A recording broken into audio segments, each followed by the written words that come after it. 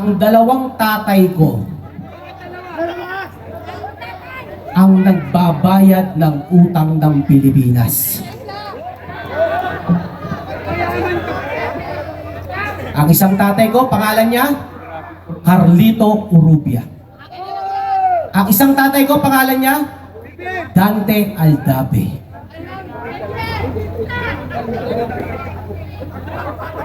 Sila ang nagbabayad ng utang natin.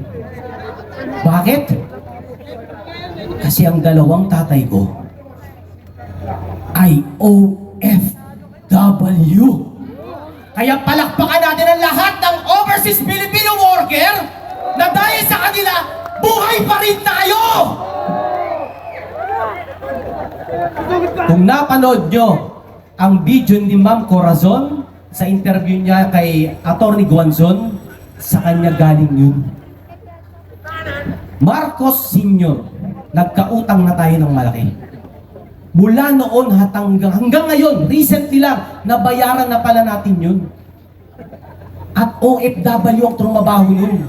Pero bakit kung ituring natin ang mga OFW, ultimo mga kamag-anak natin, parang sila pang nagmamakaawang pansinin natin sila.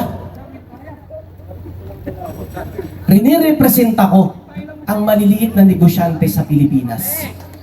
At lagi ko rin kausap ang mga OFW, may negosyo na rin sa ibang bansa. Ganong kahuhusay at kalulupit ang mga kamag-anak nating pumusta ng buhay at lungkot, pumunta sa ibang bayan. Kaya hindi tayo nawawalan ng pera. 4 na dekada nang nakalipas, wala na tayong ibang naimbento kung paano tayo kikita kung hindi gawing OFW ang bawat isa. Tuwing tutungtong ang mga OFW sa bansa natin, ako'y nagmamakaawa sa atin. Dapat dyan sa airport pa lang binubuhat na. Tama! Sesermonan ko kayong lahat. Sigurado ko lahat tayo may kamag-anak na OFW. Pero ang kakabal ng mukha nyo, hindi nyo binabati ng happy birthday, may utang naman kayo. Galit na rin sila. Pero hindi sila makapunta dito, hindi mabigyan ng tsansa. Pasasalamat na lang sa UPI na ako na hindi nila may kilala nakatungtong dito para makapagsalita. Magagaling tayong mga Pilipino. Sobra-sobra. Pero kung maliitin tayo ng mga nakaupo, parang nagmamakaawa tayo. Sa 2K buwan-buwan, kaya namin kitain yan. Ang bigay nyo sa amin, dignidad at moral! Kaya namin kumita ng pera. Gamitin nyo lang sa maayos. Hindi yung wala na kayong ibang naisip. Kung hindi, ayuda na naman. Meron akong ideya. Hindi natin tatanggalin ang ayuda. Pero babalik tayo natin. Lahat ng putragis na nakaupo sa gobyerno, kayo tumambay, kayo bibigyan namin ng pera. Kami magpapatakbo ng bansang Pilipinas!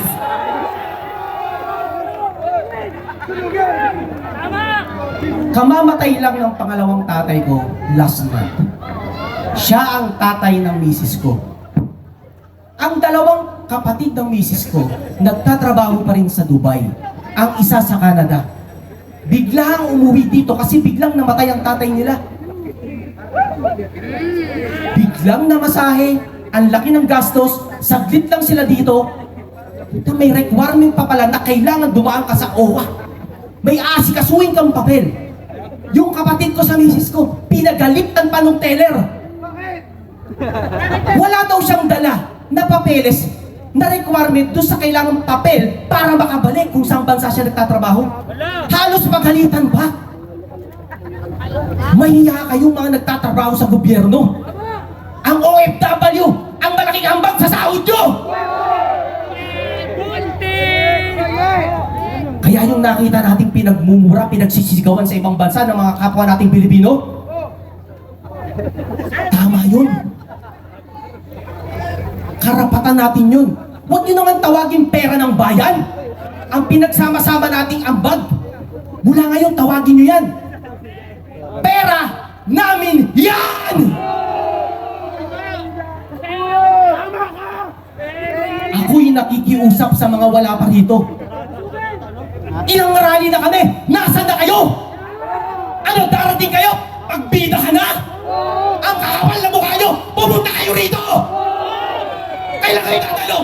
Kapag championship na, tapos kayo bida, kami mga dito pagod na pagod, tirik sa araw, basa sa pawis!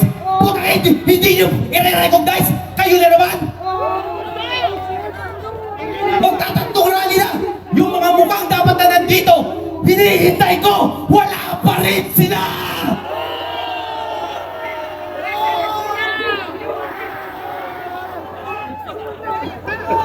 Asa na sila? Huwag kang mangialam dito.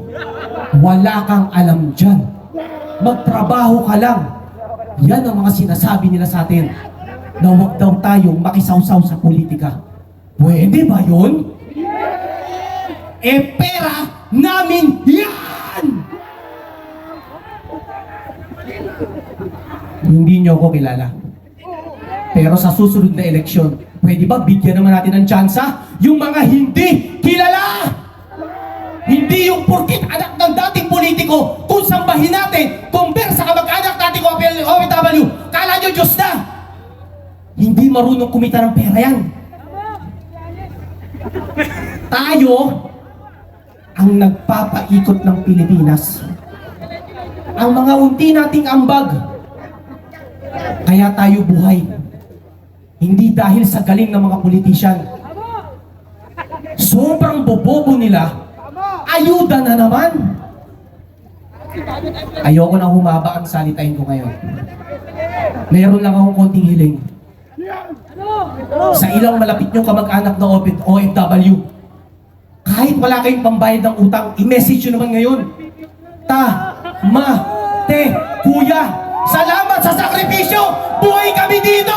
Maraming salamat sa UBI! Mabuhay ang mga Pilipino sa loob at labas ng Pilipinas! Salamat, Sir Arvis Orubia! At sa mga kaibigan ng the UBI Riders TNBS, walang iba, kundi si Sir Joe Agustin! Isang mapagpalang gabi sa ating lahat! Isang sigawan yan! One people, one voice, one Philippines! Ulitin ko! One people, one nation, one voice, one Philippines!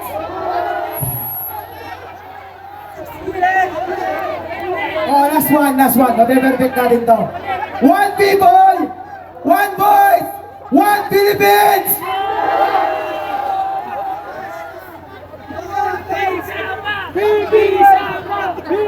Mamaya na yan.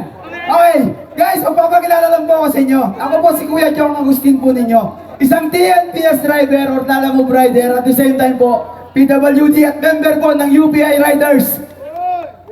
Mga kasama, narito po ako para i-representa po ang mga kasamaan po naming rider na nakakaranas po ngayon ng sobra sa alsada. Mga kapwa-rider po namin, kusa na lang sinasaksak ng mga kriminal. Sabi nila, safe daw po sa Pilipinas! Ulitin ko po, sabi nila, safe daw sa Pilipinas! Pero nagkalat ang adik, nagkalat ang kriminal! Kaming mga rider, ngayon, kailangan na magmakaawa sa aming mga pasahero upang hindi kami patayin at para makauwi kami ng ligtas sa aming mga pamilya. Sobra na po ang kriminalidad, hindi lang korupsyon dito sa ating bansa. Tama yan, kuya.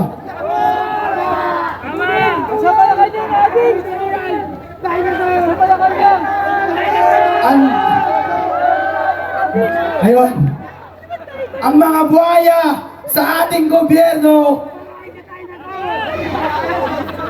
ay nagkalat. Gumawa po ako ng konting survey yan. Nakita ko po kasi si Ma'am Malutik Iya.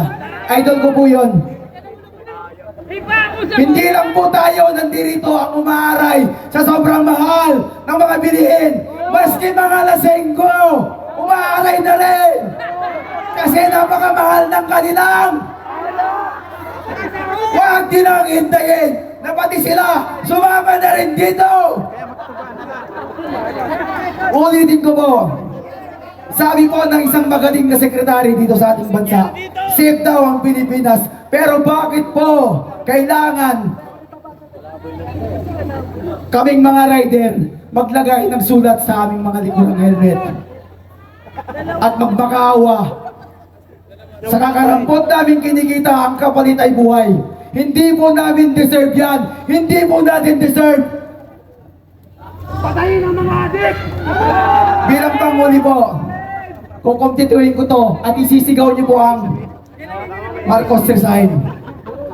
One people, one voice, one Philippines. Tama na! Sobra na! Sige ba? Sige ba? Isa pa ang marinig niya sa Malacanang! Isa pa! Maraming salamat po! God bless! Maraming salamat, Sir